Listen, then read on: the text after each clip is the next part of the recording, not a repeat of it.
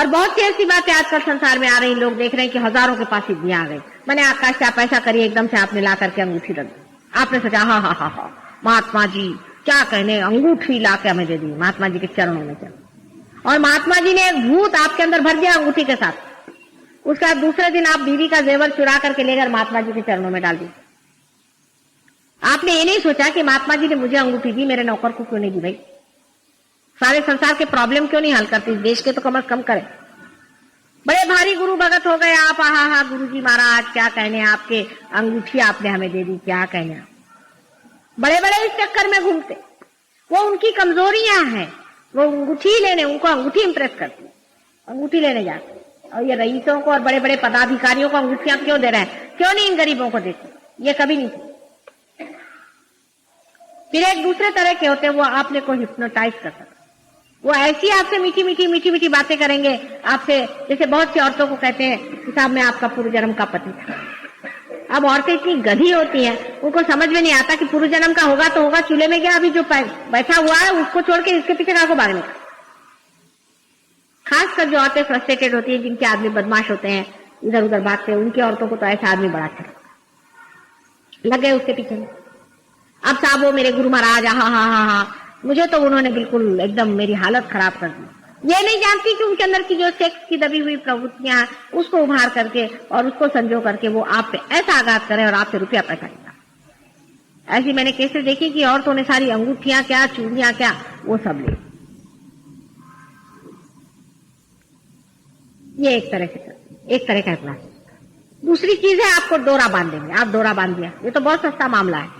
1 पैसे का डोरा 12 रुपए में बांध दिया आपने, लगा लिया, डोरा आपके गले में आ और गए आप। ये सबसे आसान तरीका। तीसरा तरीका है कि आपसे कहेंगे कि मंत्र जपो। एक और है महाशय, उनका कि साहब आप एक श्रृंग है उसको जपो। अब वो महाशय बैठे श्रृंग श्रृंग जपते हुए, देखा क्या कि उनको ट्रांस आ गया, ट्रांस में चले गए। कहले साहब ये तो जीनियस हो गए, इनका ब्रेन बढ़ गया, उनके अंदर एक भूत आ गया। अब वो शायद हो सकता है कि इनसे ज्यादा बुद्धिमान हो सकता है, लेकिन क्रूकेड होएगा, बहुत बड़ा डिप्रेव्ड होएगा। वो इस आदमी को इस्तेमाल करेगा और जब जाएगा तो उसके प्राण लेकर उसको खत्म कर दिया। तो उन्होंने कहा आप मंत्र जपो। आपने मंत्र जपा, राम का, राम नाम का प्रभु नहीं, राम नाम का एक भूत कहीं होएगा, वो आपके अंदर घुसा दे। फिर आपसे उन्होंने कहा कि आप 5 बजे के करीब हमारा इंतजार करेगा, उस वक्त हम आप पाएंगे, ठीक करेंगे, आपको जूड़ी आएगी 5 बजे। आप सोचेगा आ गए मेरे अंदर देवता। आपने सोचा मेरे अंदर भगवान आ गए। आपने सोचा कि हाँ मैं कितना बड़ा आदमी हूँ। आप क्या भगवान आने लायक आप हैं? क्या आपके अंदर भगवान आ जाए? ऐसे आप शक्तिशाली, आपके अंदर भगवान आ जाए। उसके बाद आपकी तबीयत ठीक हो गई, क्योंकि वो दूसरा आदमी आपके अंदर आ गया, उसने वो चीज दबा दी।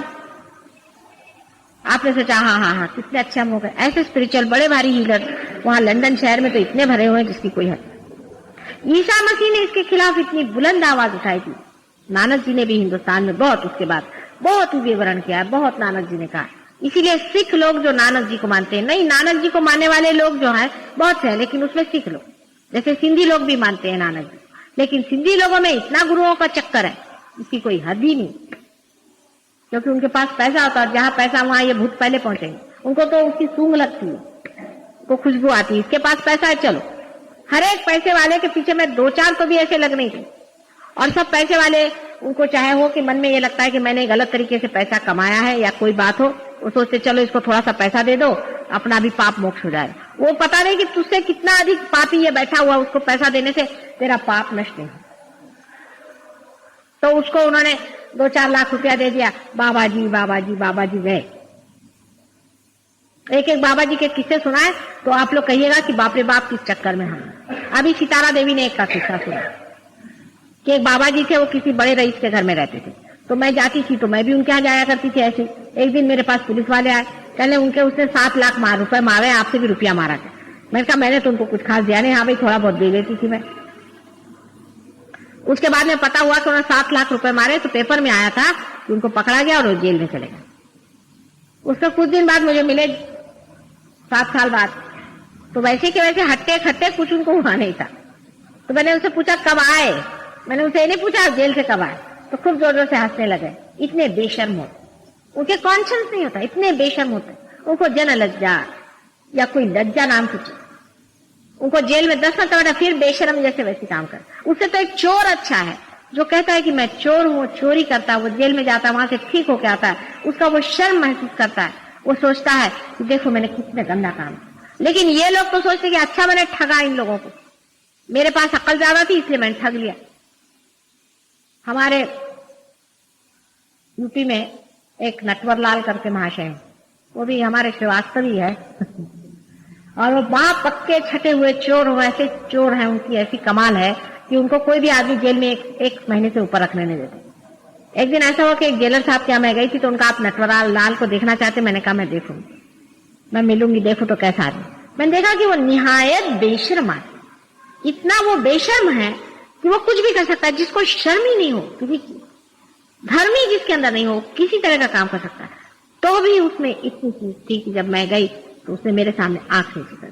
पहले मैं माँ आपके सामने आंख नहीं चुका, लेकिन ये तो इतने बेशर्म होते हैं कि मेरे से भी आंख मिलाने की कोशिश करते हैं, इतने बेशर्म होते, महा बेशर्मों की दुनिया में रहते हैं और सब बेशर्म आपस में मिले रहते, कोई उनको उसमें लज्जा नहीं आती। उनको जेल में डाल दो, उनको मना कर दो कि बंबई नहीं आने का, आप मरो वहां पे पूना में, तो भी बेशर्मी करते रहे। और उनके शिष्य भी इतने बेशर्मी से बात करते हैं, इतने गंदे लोग होते हैं। कहेंगे कि एक तो लेडी में से कह लगी कि उनसे तो मेरी शादी हो गई। मैं तो तुम्हारी शादी हो गई, अरे तुम्हारे पति यहाँ बैठे हुए, तुम्हारे बाल बच्चे बैठे हैं, इतने बड़े घर की औरत, तो तुमको शर्म नहीं आती, तुम्हारी उससे शादी कैसे हो गई? वो तो मेरे पूर्व जन्म के पति। मैंने कहा कैसे पता? वो कह रहे थे। मैंने कहा वो कह रहे तो कोई ब्रह्मवाक्य हो क्या? ये कहने के लिए क्या लगता है दुनिया में, बताओ। सोचना चाहिए, मनुष्य को हमेशा सोचना चाहिए कि आप जिसको गुरु मान रहे हैं उसमें कोई पवित्रता है या नहीं। अगर उसके अंदर पवित्रता नहीं तो उसके आगे झुकने की क्या जरूरत, उसके चरणों में जाने की क्या जरूरत। जो आदमी आपको गंदी बातें सिखाता है, धर्म के नाम पे सेक्स सिखाता है, वो आदमी कभी भी पवित्र नहीं हो सकता, नहीं हो सकता, नहीं हो सकता। इसको आप लिख के रखें। जिस आदमी को औरतों में इंटरेस्ट है वो आदमी आपका गुरु कैसे होगा? सब धंधे करो और गुरु बने रहो, ये कौन सा भी मैंने तरीका नहीं जाना। इस तरह के गुरु आजकल हजारों निकल आए हैं, इसलिए ये जो शक्तियां हैं इससे बहुत बच के रहने की जरूरत है। आज कलि युग में जो योगी तो एक बार पार हो ही जाते हैं, उनके अंदर हृदय शक्ति में भरा जा सकता है, उनको पार कर सकते हैं, और जब वो पार होते हैं तो काफी पवित्र जीव होते हैं। लेकिन इस बदमाशी में घुसने वाले लोगों को आप क्या सोचते हैं मैं पार करा सकती हूँ? कोई लोग मुझसे कहते हैं कि माता जी ये लोग आप तो किसी गुरु को नहीं मानती। मैंने कहा कोई सच्चा गुरु है उसको मानूंगी, वो तो मुझे भी मानेगा, लेकिन जो दुर्जन है उसको मैं कैसे कहूं कि ये गुरु है? भाई तुम क्योंकि मानते हो इसलिए मैं उसको गुरु कहूं? कोई तुम्हारा कल्याण उसने किया, वो सिर्फ सोशियो इकोनॉमिक एक्टिविटीज कर रहे कि साहब आप हमारे आश्रम में आइए, सारा रुपया पैसा हमारे पास जमा कर दीजिए आप, और आप यहां रहिए। पता हुआ आप ट्रांस में चले जा रहे हैं।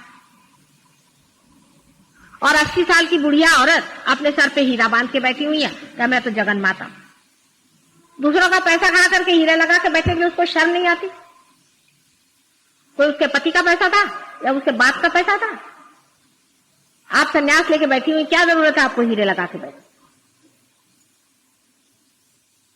आप लोगों को इस बात का पता होना चाहिए कि कलयुग में सबसे बड़ा सहयोग का विरोध इसी शक्ति के कारण होगा।